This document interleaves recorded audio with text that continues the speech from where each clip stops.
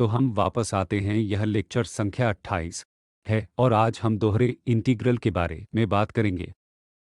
विशेष रूप से हम मूल्यांकन के कुछ सरल मामलों का अध्ययन करेंगे और इससे पहले हम दोहरे इंटीग्रल और उनके प्रॉपर्टीज़ का परिचय देंगे। इससे पहले कि हम दो वेरिएबल के लिए परिभाषित करें, एकल वेरिएबल के फंक्शन के इंटीग्रल के केवल उन परिभाषाओं को याद करें जो हमारे पास सिंगल वेरिएबल के लिए थे। तो इंटीग्रल ए से बी यह एफ एक्स डी एक्स इस राशि की लिमिट के रूप में परिभाषित किया गया था। तो यह योग क्या थी? अगर हम इस फंक्शन को लेते हैं एफ एक्स जिसे परिभाषित किया गया है ए से बी, यह है एक्स अक्ष और हमारे पास यहाँ है वाई अक्ष। अगर हम इसे डिवाइड करते हैं डोमेन ए से बी तक कई टुकड़ों में, तो चलिए पहले यहाँ डिनोट करते हैं। पहला पॉइंट x0 तो हमारे पास है x1 यहाँ, x2 x3 और xn-2 xn-1 और xn। इसलिए हमने पूरी रेंज को विभाजित कर दिया है ए से बी में n अंतराल और प्रत्येक में इंटरवल हमारे पास है। एक बिंदु लिया, यह एक मध्य पॉइंट हो सकता है या यह कोई अन्य बिंदु हो सकता है, इसलिए यह सी के बिंदु और फिर सी के बीच इस अंतराल में x0 और 1 और हम वैल्यू लेते हैं फंक्शन के इस पॉइंट पर जो यहाँ है एफ सी के, और इस डेल्टा से मल्टीप्लाई बाय करने के लिए x के, तो यह हमारे में डेल्टा x 1 है नोटेशन, और यह सी 1 है क्योंकि यह पहला इंटरवल है, और यह होगा एफ एफ एक्स 1 सी 1। और अब हम इस प्रोडक्ट को जोड़ रहे हैं, तो यह प्रोडक्ट क्या है? यह प्रोडक्ट यहाँ इस आयत का क्षेत्रफल देगा। तो यह चौड़ाई x1 माइनस x0 जो कि डेल्टा x1 है और ऊंचाई से गुणा किया जाता है जो कि fc1 है, और फिर हम इन सभी मामलों को जोड़ रहे हैं, इसलिए इन सभी आयतों को हम अंत में इन आयतों का क्षेत्रफल परिमित योग में प्राप्त करेंगे। लेकिन जब हम लिमिट ले रहे हैं तो सीमित मामले में जब n इन्फिनिटी के करीब आ रहा है, इसलिए प्रत्येक आयत के लिए यह एरर यहाँ एक त्रुटि भाग है। उदाहरण के लिए यहाँ हम अधिक क्षेत्रफल ले रहे हैं, फिर कर्व के नीचे का क्षेत्र या उससे कम हम नहीं जानते हैं। यहाँ भी यही स्थिति तो हो सकता है, और एरर क्योंकि हम इन आयतों का क्षेत्रफल ले रहे हैं, इसलिए सीमित स्थिति में जब ये अंतराल इन अंतरालों की लेंथ 0 पर जा रहे हैं, उस स्थिति में यह लिमिट यहाँ वक्र के नीचे के क्षेत्र तक पहुँच जाएगी। इसलिए यह इंटीग्रल ए से B F X D X यहाँ इस कर्व के तहत क्षेत्रफल का प्रतिनिधित्व करता है और इसे इस योग की लिमिट के रूप में परिभाषित किया गया है। तो इसी तरह की समान अवधारणा के लिए हमारे पास है दो वेरिएबल का इंटीग्रल या दोहरा इंटीग्रल। तो चलिए चलते हैं। इस मामले में चलिए एफ एक्स एक क्लोज्ड रीजन में परिभाषित किया जा सकता है डी का एक्स वाई प्लेन। तो यह वह रीजन है, यहाँ हम एक क्लोज्ड रीजन को परिभाषित करते हैं डी। यह जनरल रूप से किसी भी सुरक्षित हो सकता है। तो यहाँ हमारे पास है एक्स अक्ष और वाई अक्ष, और फिर हम इस रीजन को फिर से सब रीजन में डिवाइड करते हैं ताकि क्षेत्र के छोटे रीजन में डेल्टा ए जे, इसलिए प्रत्येक उप रीजन में क्षेत्रफल डेल्टा होगा ए जे और जे से भिन्न होता है 1 से n। तो ऐसे आयत या स्क्वायर वास्तव में हैं n, और उनमें से प्रत्येक का क्षेत्रफल डेल्टा है ए जे। तो अगर हम एक पॉइंट लेते हैं एक्स जे वाई जे, क्षेत्रफल में कुछ बिंदु डेल्टा ए जे जनरल बिंदु, हम इसे एक सामान्य स्क्वायर या आयत कह रहे हैं जिसे हम डेल्टा ए जे कहते हैं, और हम वहां एक बिंदु लेते हैं जिसे इस द्वारा दर्शाया जाता है एक्स जे वाई जे। और फिर हम इस योग पर कंसिडर करते हैं। इसलिए हम यहाँ फिर से वैल्यू में जोड़ रहे हैं उस पॉइंट पर फंक्शन के। तो यहाँ हमने कुछ बिंदु लिया है एक्स जे वाई जे, और फिर वहाँ होगा समारोह सरफेस के रूप में परिभाषित तीसरा डायमेंशन, जिसे आमतौर पर के रूप में लिया जाता है जेड अक्ष। तो एक सरफेस होगी, इसलिए सतह पर हमारे पास यह पॉइंट होगा एफ एक्स जे वाई जे, इस बिंदु के अनुरूप एक्स जे वाई जे, और हमने इस क्षेत्रफल से गुणा किया डेल्टा जे है। और यदि यह लिमिट एग्जिस्ट है तो हम इस इंटीग्रल या इस लिमिट के इस वैल्यू को इस इंटीग्रल से डिनोट करते हैं, ऊपर डी तो डबल इंटीग्रल डी तथा एफ एक्स वाई, और इस डी ए या कभी कभी हम भी इस्तेमाल करते हैं डी ए की नोटेशन शीट, जो इस इनफाइनाइट प्रतीक सब रीजन के इस रीजन का प्रतिनिधित्व कर रही है। इसलिए हम डी एक्स डी वाई या डी वाई डी एक्स द्वारा भी डिनोट कर सकते हैं, ताकि यहाँ परिभाषा फिर से इस योग की लिमिट हो, जहां हम वास्तव में इस एफ एक्स जे वाई जे को जोड़ रहे हैं और एक्स वाई प्लेन में छोटे रीजन के क्षेत्र से गुणा कर रहे हैं, और इस पॉइंट से संबंधित में प्रत्येक सब रीजन में एक बिंदु एक्स जे वाई जे है। हमारे पास फंक्शन वैल्यू एफ एक्स जे वाई जे है, जो इन सभी को जोड़ता है और फिर लिमिट लेता है, क्योंकि इन आयतों की संख्या के करीब पहुंचता है, इन्फिनिटी तक अग्रसर है। और उस स्थिति में यदि यह लिमिट मौजूद है तो हम इस तरह के इंटीग्रल नोटेशन द्वारा को परिभाषित करते हैं। इसलिए यह आसानी से सिद्ध किया जा सकता है कि यह उपरोक्त लिमिट मौजूद है या यह इंटीग्रल एग्जिस्ट है यदि यह फंक्शन कंटिन्यूअस या पीसवाइज कंटिन्यूअस डी है। इसलिए हमारे पास यह क्लोज्ड बाउंड्री डोमेन है, और यदि फंक्शन पीसवाइज कंटिन्यूअस या कंटिन्यूअस है तो यह इस तरह के इंटीग्रल्स के अस्तित्व के लिए पर्याप्त है और जियोमेट्रिकल इंटरप्रिटेशन में आ रहा है। इस दोहरे इंटीग्रल्स के लिए तो यह लिमिट परिभाषा से भी स्पष्ट है, जिसे हमने देखा है। इसलिए हमने एक्स वाई प्लेन में छोटा रीजन लिया है, या एक्स वाई प्लेन में संपूर्ण डोमेन को कई उप क्षेत्रों में विभाजित किया गया था। और उदाहरण के लिए यहाँ एक सब रीजन पर कंसिडर करें, और यह इसके संगत से हमारे यहाँ सरफेस हैं, जो वास्तव में इस द्वारा दिया गया प्रोजेक्शन है। इसलिए डबल इंटीग्रल हम इस सब रीजन में एक पॉइंट लेंगे, किसी पॉइंट पर हम लेंगे जिसे हम आमतौर पर एक्स जे वाई जे से डिनोट कर सकते हैं, और तो इस पॉइंट के अनुरूप हमारे पास यहाँ सरफेस पर एक पॉइंट होगा। तो हमारे पास यह पॉइंट एक्स जे और वाई जे और फिर एफ एक्स जे वाई जे है, और वहां हम इस आयत या उपक्षेत्र के क्षेत्रफल के इस प्रोडक्ट को एक्स वाई प्लेन में लेते हैं और इस ऊंचाई से गुणा करते हैं। जब हमारे पास यह रीजन होता है तो हमें क्या मिलता है, और फिर हमने कुछ ऊंचाई से गुणा किया है, इसलिए हमें इस सब रीजन की यह वॉल्यूम फिर से मिल जाएगी, जो कि यहाँ परिभाषित है। और फिर हम ऐसे उप क्षेत्रों को जोड़ते हैं और लिमिट लेते हैं। इसलिए हमें इस मामले में सरफेस के नीचे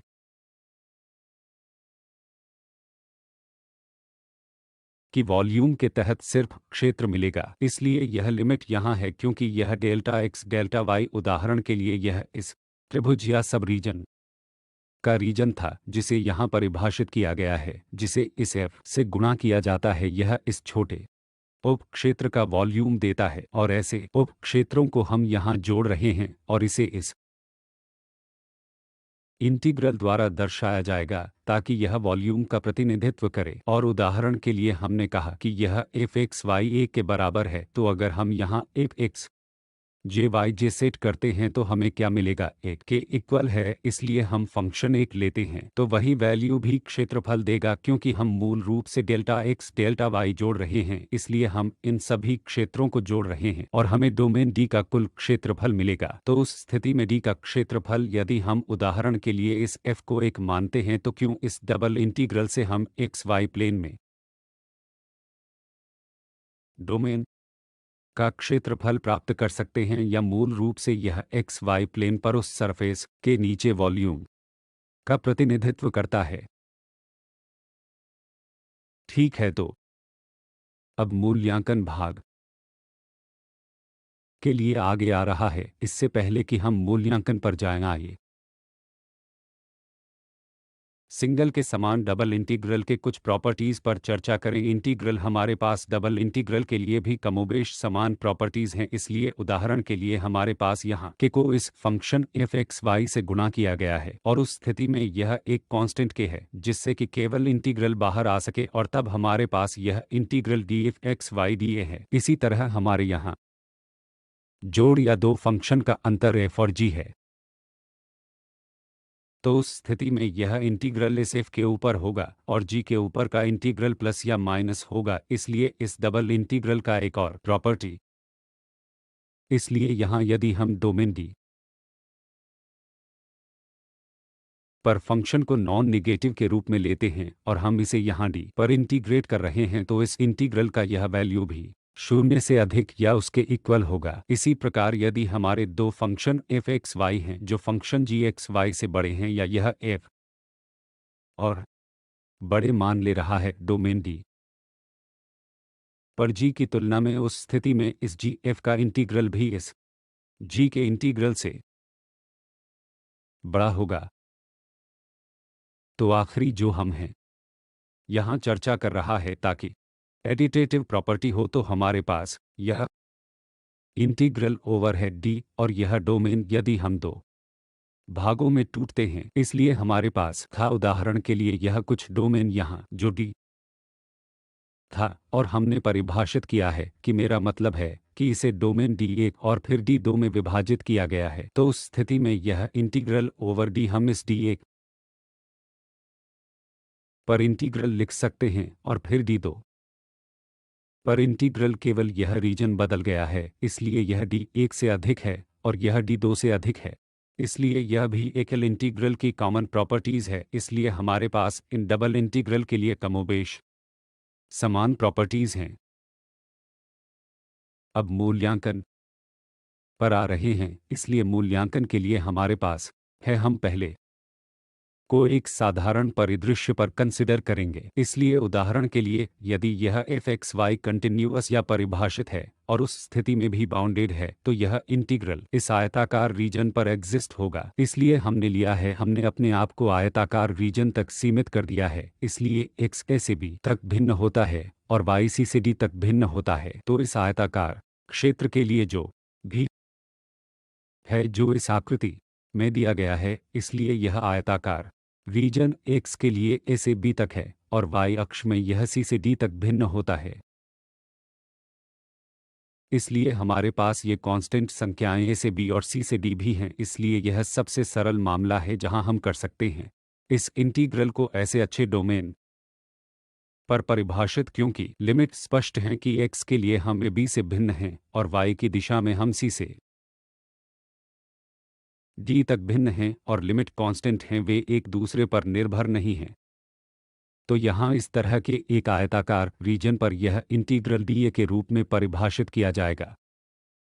इसलिए पहले हम एक्स के संबंध में इंटीग्रल को कंप्यूट करेंगे। एक्स उदाहरण के लिए हम पहले वाई के संबंध में कर सकते हैं, इस मामले में कोई फर्क नहीं पड़ता। आइए पहले इस पर चर्चा करें। इसलिए हम इस integral F X Y D X को इस डी एक्स के ऊपर लेते हैं और इस वाई को एक कांस्टेंट मानते हैं। इसलिए इस इंटीग्रल को यहाँ ऐसे बी तक ले जाते हैं क्योंकि एक्स इसे बी तक भिन्न होता है। इसलिए हमने इस इंटीग्रल को ऐसे बी में ले लिया है और अब यह वाई का फंक्शन बन जाएगा क्योंकि हमने इसे इंटीग्रल कर दिया है एक्स इसे बी तक, तो वाई वही रहेगा जो है। इसलिए यह वाई का एक फंक्शन होगा और फिर यह एक बार बार इंटीग्रल है। तो अब हम वाई के संबंध में इंटीग्रेट कर सकते हैं। इसलिए वाई सी से डी तक वेरी होगा और चूंकि यहाँ इंटीग्रल लिमिट ए से बी और सी से डी तक वाई की दिशा में अच्छी तरह से परिभाषित थी, इसलिए हम y के संबंध में पहला इंटीग्रल कंप्यूट भी कर सकते हैं। इसलिए इस डी वाई और फिर वाई सी से डी में वेरी होता है, या जिसे हम x के फाई की तरह कह सकते हैं क्योंकि यह इंटीग्रेशन के बाद x का एक फंक्शन होगा। और फिर यह एक वेरिएबल का एक फंक्शन है और अब हम को dx पर इंटीग्रेट कर सकते हैं, इसलिए x a से b में भिन्न होगा। इसलिए इस मामले में इससे कोई फर्क नहीं पड़ता कि हम पहला x के संबंध में कंप्यूट करते हैं और फिर y के संबंध में या पहले y के संबंध में और फिर x के संबंध में। ऐसे डोमेन के लिए और यहाँ की लिमिट प्राप्त करना भी बहुत आसान है, लेकिन हमेशा ऐसा नहीं होता है क्योंकि हमारे पास हर समय इतना अच्छा डोमेन नहीं होता है। इसलिए गैर आयताकार क्षेत्रों के लिए हम फिर से कुछ साधारण मामलों पर कंसिडर करेंगे और फिर बाद में हम अधिक जनरल मामलों पर आएंगे। इसलिए यहाँ उदाहरण के लिए हमारा डोमेन इस प्रकार का है, इसलिए यह यहाँ का डोमेन है, हमारे फंक्शन का डोमेन इस डोमेन में परिभाषित है। इसलिए संगत रूप से हमारे पास फंक्शन मान है, इसलिए इस डोमेन के लिए यहाँ और यह डोमेन इस v1 से बाउंडेड है। इसलिए अब हमारे पास है एक फंक्शन v1 जो x पर निर्भर करता है, इसलिए x भिन्न होता है, हमारे यहाँ कर्व है और वही बात हमारे पास x के संबंध में कुछ अन्य v2x फंक्शन है, इसलिए यहाँ यह बाउंड्री भी y की दिशा में बदलती है, यह कांस्टेंट है। तो पर यह x से बराबर है x इक्वल v, यह कट है, लेकिन इस दिशा में यहाँ y की दिशा में हमारे पास फंक्शन है v1x और वहाँ v2 x, इसलिए ऐसे डोमेन के लिए भी इस डोमेन D पर इंटीग्रल की कंप्यूट करना मुश्किल नहीं है और पहला हम यह मान लेते हैं कि यह f(x) स्वाभाविक रूप से इस डोमेन में परिभाषित और बाउंडेड या बंद या पीस वाइज कंटिन्यूअस है और यह v1 और v2 वे हैं कंटिन्यूअस फंक्शंस। तो हमारे पास यह डोमेन है जिसे इस आकृति में दर्शाया गया है और फिर इस डोमेन D पर इस f(x) का यह डबल इंटीग्रल है।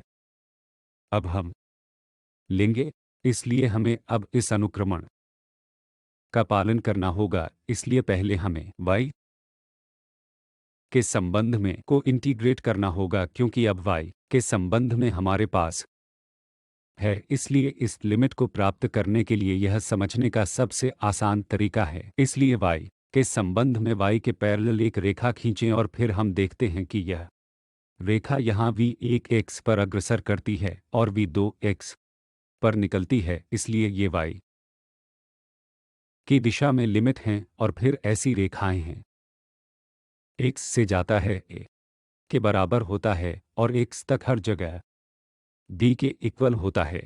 तो यह फर्स्ट इंटीग्रल है जिसे ने y पर लिया है, इसलिए y दिशा के लिए हमारे पास यहाँ v1x की लिमिट है v2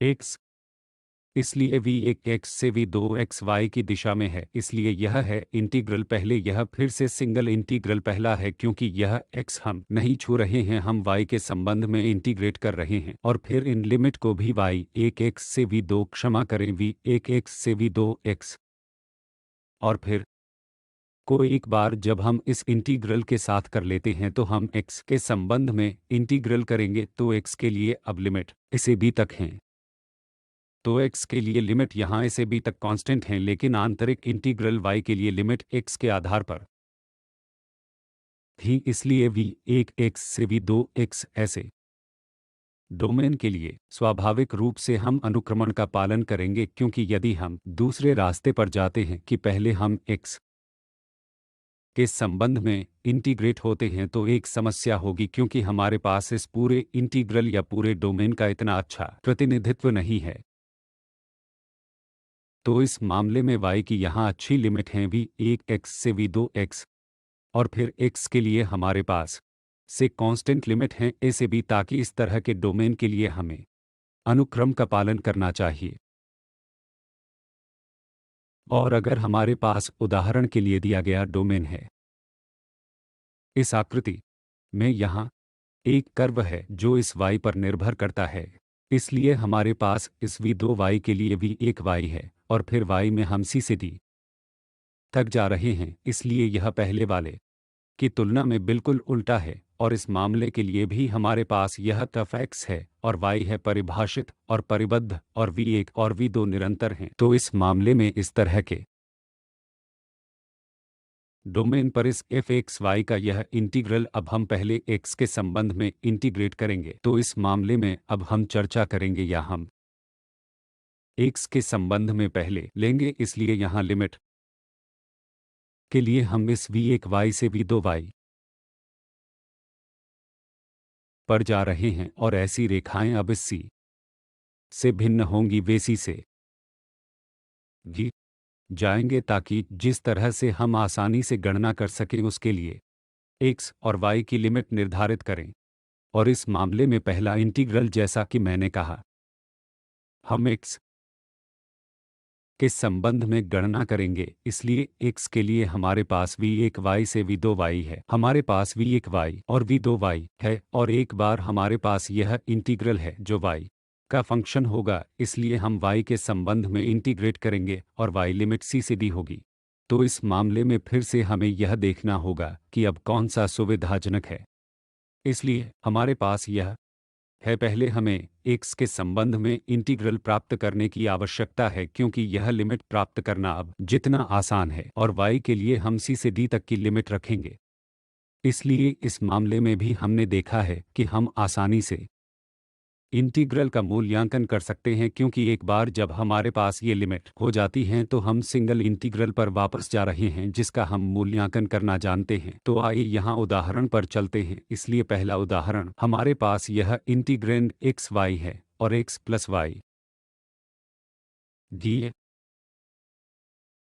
से गुणा किया गया है, और हम गणना करेंगे यहाँ क्या मान है। और यह क्षेत्र आर रेखा y से घिरा है, x के बराबर है, और कर्व y एक्स स्क्वायर के बराबर है। तो हमारे यहाँ यह रेखा है और पैराबोला y एक्स स्क्वायर के बराबर है। इसलिए यदि हम आकर्षित करते हैं तो मेरा मतलब है कि यह पहला कदम है जिसे हमें इंटीग्रेशन के क्षेत्र को खींचना है, और कभी कभी यह कठिन भाग होता है। इसलिए यहाँ हमारे पास है y बराबर x लाइन है, यह y बराबर x लाइन है, और फिर हमारे पास y बराबर एक्स स्क्वायर, यह पैराबोला है। इसलिए वे प्रतिच्छेद करते हैं क्योंकि y बराबर x और y बराबर एक्स स्क्वायर है। यदि हम यहाँ हल करते हैं तो y बराबर x है, इसलिए y बराबर x है। इसलिए यहाँ हमारे पास x और x माइनस 1 है, 0 के बराबर है, इसलिए x 0 के बराबर है और x 1 के बराबर है। इन दो बिंदुओं पर वे प्रतिच्छेद करते हैं, तो x पर 0 के बराबर है हमारे पास, y भी 0 स्वाभाविक रूप से है, इसलिए यह इंटरसेक्शन का बिंदु है। और दूसरा एक, जब x 1 के बराबर है y भी 1 है, इसलिए यह दूसरा बिंदु है। यह वह क्षेत्रफल है जिसे हम इंटीग्रेशन का क्षेत्र कहते हैं। तो इस क्षेत्र या एकीकरण के क्षेत्र में हम अब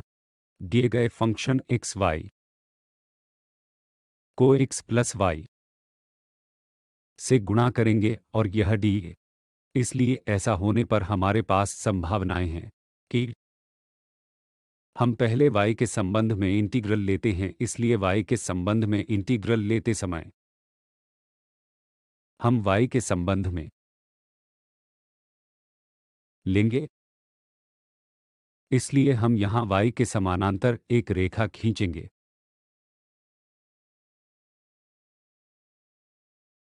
रेखा y अक्ष के बराबर है, इसलिए यह रेखा है। इसलिए अब हम देखेंगे कि यह यहाँ एक्स स्क्वायर में प्रवेश करती है और यह डोमेन को छोड़ देती है। इस y के बराबर x पंक्ति है, और यह सच है डोमेन में हर जगह आप जिस भी बिंदु पर इस रेखा को y अक्ष के समानांतर खींचते हैं, यह y के माध्यम से प्रवेश करेगा, एक्स स्क्वायर के बराबर है, और यह डोमेन को y के बराबर x पंक्ति के बराबर छोड़ देगा। और फिर ऐसी रेखाएं x से भिन्न होंगी, 0 के बराबर से x 1 के बराबर है। इसलिए पहले हम यहाँ y के लिए लिमिट रखेंगे क्योंकि हम x के लिए y के संबंध में पहले इंटीग्रेट करने जा रहे हैं, उदाहरण के लिए इस मामले में अब। और इसलिए यहाँ लिमिट है y के लिए x स्क्वायर होगा क्योंकि इस बिंदु पर जब यह डोमेन में प्रवेश करता है तो यह x स्क्वायर होता है, इसलिए हमारे पास यह y x स्क्वायर के बराबर है। और फिर जब हम डोमेन छोड़ते हैं तो यह y बराबर x है, इसलिए हमारे पास y बराबर x है। तो ये लिमिट हैं जो हमारे यहाँ x y x plus y है, और हम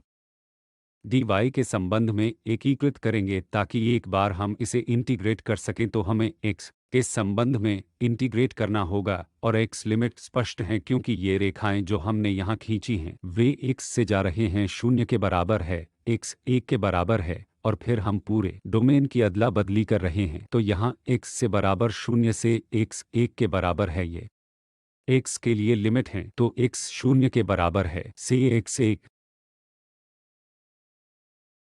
के बराबर है। या हम क्या कर सकते हैं, हम लिमिट को दूसरे तरीके से भी ले सकते हैं। इसलिए यदि हम विचार करें उदाहरण के लिए पहले x के संबंध में, तो हमें क्या करना है, इस x अक्ष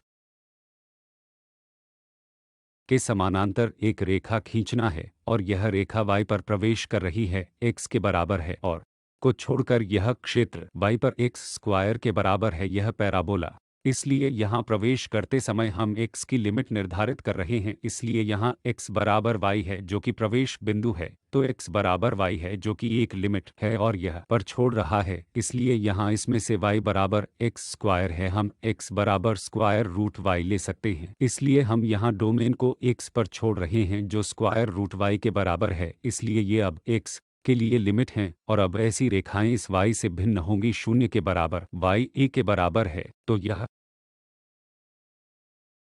y की लिमिट होगी। इसलिए y लिमिट के लिए यहाँ हमारे पास y 0 से 1 या x लिमिट के लिए हमारे पास y से स्क्वायर रूट y है। इसलिए इस मामले में हमारे पास या तो पहले y के संबंध में और फिर x के संबंध में या दूसरे तरीके से लेने की संभावना है। तो चलिए पहले एक को लेते हैं और फिर इस इंटीग्रल की गणना करते हैं। इसलिए हम पहले एक को लेंगे और फिर इसे लेकर हम अब इंटीग्रेट करेंगे। तो आंतरिक इंटीग्रल के इस एकीकरण के बाद हम इसे प्राप्त करेंगे, तो इस प्रकार हम कर रहे हैं। इसलिए आंतरिक एक का यह इंटीग्रल हमारे यहाँ 0 से 1 और फिर x स्क्वायर से x integrand x square y और जोड़ x y स्क्वायर dy और फिर dx के संबंध में है। तो यह 0 से 1 है और इसे अब हम y के संबंध में इंटीग्रेट करेंगे, इसलिए हमारे पास x स्क्वायर और y स्क्वायर 2 होगा, तो हमारे पास x और y क्यूब 3 होंगे। यह ए इंटीग्रल है और फिर हम लिमिट को x स्क्वायर से x स्क्वायर तक x में डाल देंगे और फिर हमारे पास बाहरी इंटीग्रल dx है, इसलिए यह 0 से 1 होगा। जब हम वहाँ x डालते हैं तो हमारे पास x पावर 4/2 होगा और फिर हमारे पास यहाँ भी होगा x पावर 4, क्योंकि y को सब्स्टिट्यूट किया जाता है। यह x को y के लिए सब्स्टिट्यूट किया जाता है, फिर 3 और फिर इस x के लिए माइनस किया जाता है, इसलिए हमारे पास यहाँ x है। जब हम x स्क्वायर को सब्स्टिट्यूट करते हैं तो क्षमा करें, तो यहाँ हम x स्क्वायर सब्स्टिट्यूट करेंगे, इसलिए हमारे पास x पावर 6 और 2 होंगे और हमें यहाँ x पावर 7 भी मिलेगी। तो अब यह इसकी 5x पावर 4 5x पावर 4 गुणा 6, यह एक शब्द है। x पावर 6 गुणा 2 हमारे यहाँ है और x पावर 7 गुणा 3 हमारे पास टर्म है। तो यह पहले इंटीग्रेशन के बाद है और अब यह एक एकल इंटीग्रल है, इसलिए x के संबंध में हम इसे फिर से इंटीग्रेट कर सकते हैं और हमें ये संख्या प्राप्त होगी, क्योंकि यहाँ से हमें x 5/5 मिलेगा और यह 5 कैंसिल हो जाएगा, हमें 1/6 मिलेगा। यहाँ हमें x पावर 7/7 मिलेगा। इसलिए जब हम यहाँ लिमिट डालते हैं तो केवल यह x बराबर 1 योगदान देगा, लेकिन x बराबर 0 इस 0 को बना देगा। इसलिए यहाँ x 7/7, तो 7 गुणा 2 यह 1 14 है और फिर x 7 जब हम लिमिट डालते हैं जो 1 हो जाएगी। यहाँ भी हमारे पास x पावर 8/8 है, तो यह 8 गुणा 3 24 है और वह वहाँ 1 है, तो यह वह मान है जहाँ हम इसे सरल बना सकते हैं। यह बटा 3/56 होगा, तो यह इस दोहरे इंटीग्रल का मान है। इंटीग्रल लेकर पहले y के संबंध में और फिर x के संबंध में हम दूसरे तरीके से भी कर सकते हैं। इसलिए एक और उदाहरण, यहाँ हम अब इसी पावर 2x प्लस 3y का मूल्यांकन करना चाहते हैं। इस क्षेत्र में r और r x अक्ष से घिरा क्षेत्र है, इसलिए x बराबर है 0, y अक्ष y 0 के बराबर है, हमारे पास x अक्ष है और फिर एक रेखा थी x जमा y 1 के बराबर है। इसलिए पहला कदम हमेशा यह होना चाहिए डोमेन को स्केच करना। इसलिए यदि हम डोमेन डालते हैं तो हमारे पास x अक्ष है, हमारे पास y अक्ष है और फिर हमारे पास यहाँ x प्लस y 1 के बराबर है, इसलिए यह एक त्रिकोणीय डोमेन है। और लिमिट का मूल्यांकन करने के लिए फिर से बहुत आसान है कि क्या हम पहले x की दिशा में लेते हैं या हम पहले y की दिशा में लेते हैं तो मान लीजिए कि हम पहले y की दिशा में ले जा रहे हैं, तो अब y अक्ष के समानांतर रेखा खींचें और फिर हम देखेंगे कि यह रेखा यहाँ y पर प्रवेश करती है जो 0 के बराबर है और यह y पर डोमेन को के बराबर छोड़ती है, इसलिए यहाँ से हमारे पास y बराबर 1 है घटा x, तो लिमिट होंगी y 0 से y के बराबर 1 माइनस x के बराबर है और फिर x की लिमिट 0 से 1 तक होगी तो x से 0 से 1 और फिर dx। तो यह इंटीग्रल की गणना करने का एक तरीका है, लेकिन इस डोमेन में फिर से इसकी समान